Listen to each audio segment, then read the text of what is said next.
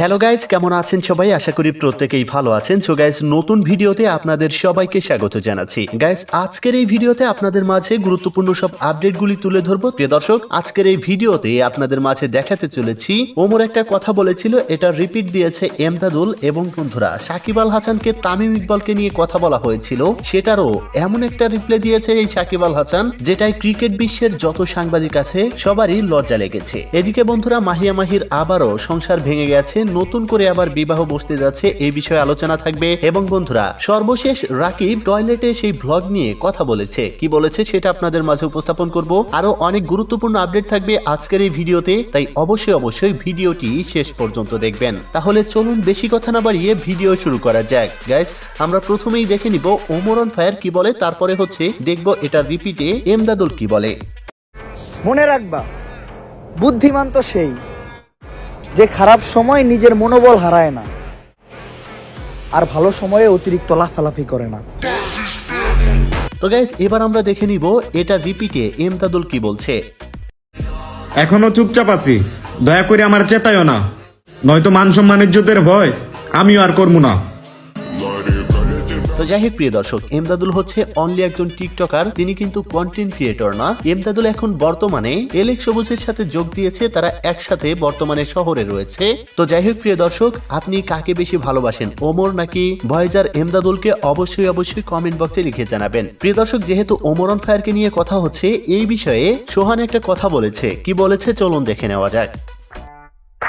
টিকটকে কন্টেন্টের নামে গুড আই লাগাছেন সারা বছর, আর প্রতিবন্ধী শুনতে হয়েছে আমাদের মতো সাধারণ মানুষগুলার। তখন আমাদের কষ্ট লাগে নাই? এখন আপনাদেরকে নিয়ে দুইটা কথা কি বললাম, এক একজনের ইজ্জত চলে যাইতেছে। হাই হাই, সবাই তো শুরু করলাম, খেলা তো এখনো বাকি আছে।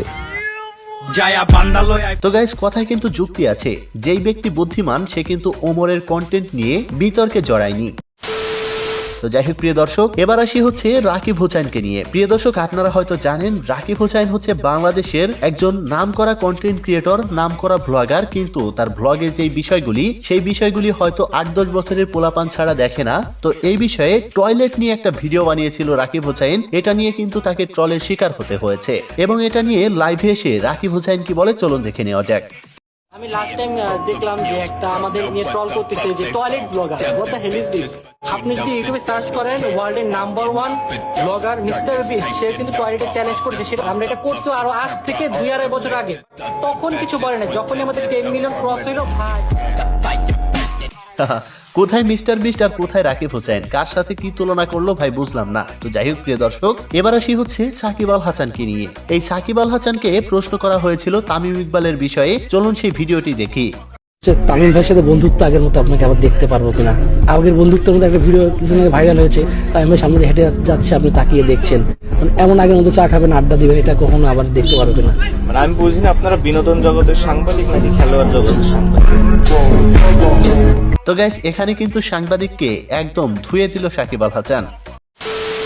প্রিয় দর্শক, এবার আসি মাহিয়া মাহিকে নিয়ে। গাইস, মাহিয়া মাহির অনেক ঘটনা আছে, যেই ঘটনাগুলি আপনারা হয়তো জানেন। মাহিয়া মাহি হয়তো এমপি হলে এবারের স্বামীটা টিকে যাইতো, যেহেতু এমপি হইতে পারে নাই, তাই তার স্বামী তাকে ছেড়ে দিয়েছে, বা সে তার স্বামীকে ছেড়ে দিয়েছে। তো আমার এক বড় ভাই একটা পোস্ট করেছিল যে মাহিয়াপু, আপনার এনআইডি কার্ডে কি প্রত্যেকবার আপনার স্বামীর নামটা চেঞ্জ করে ফেলেন নাকি, একটু জানতে চাই। প্রিয় দর্শক, এটা আমারও কোশ্চেন, যার এতগুলি স্বামী পাল্টানোর প্রয়োজন, তার কি আসলেই এনআইডি কার্ড রয়েছে? থাকলে কি স্বামীর নাম পরিবর্তন করেন নাকি, এটা আমার জানার খুব ইচ্ছা। তো যাই হোক প্রিয় দর্শক, এবার আসি বর্তমানে সবচাইতে ভাইরাল খন্দকার মোস্তাক এবং তিশার প্রেমের কাহিনী নিয়ে। গাইজ, এই বিষয়ে তিশার বাবা এসে অনেক কথাই বলেছেন, এবং তিনি বলেছেন তিশাকে জিম্মি করা হয়েছে। তিশার অনেক অশ্লীল ছবি এই খন্দকার মোস্তাকের ফোনে রয়েছে, যার কারণেই তিশা এখন ব্ল্যাকমেইলের শিকার, এমনটাই বলেছে, কিন্তু তিশা এটার বিরোধিতা করেছে। তো যাই হোক প্রিয় দর্শক, সর্বশেষ আসি বাংলাদেশের নামকরা একটি মেলা, দুপখালির মেলা, ফুলের রাজ্য বলা হয়, সেখানে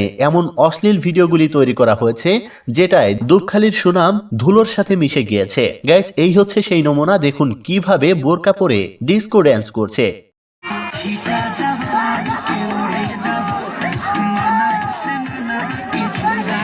ধিক্কার জানাই এইসব মেয়েদের প্রতি। প্রিয় দর্শক, এই ছিল আজকের গুরুত্বপূর্ণ আপডেট। দেখা হচ্ছে পরবর্তী ভিডিওতে। ততক্ষণ আজ আমাদের সাথে থাকুন। চ্যানেলে নতুন হলে অবশ্যই চ্যানেলটি সাবস্ক্রাইব করে রাখুন, কারণ প্রতিনিয়ত এমন সব ইন্টারেস্টিং আপডেটগুলি এই চ্যানেলে আপলোড দেওয়া হয়ে থাকে। দেখা হচ্ছে পরবর্তী ভিডিওতে।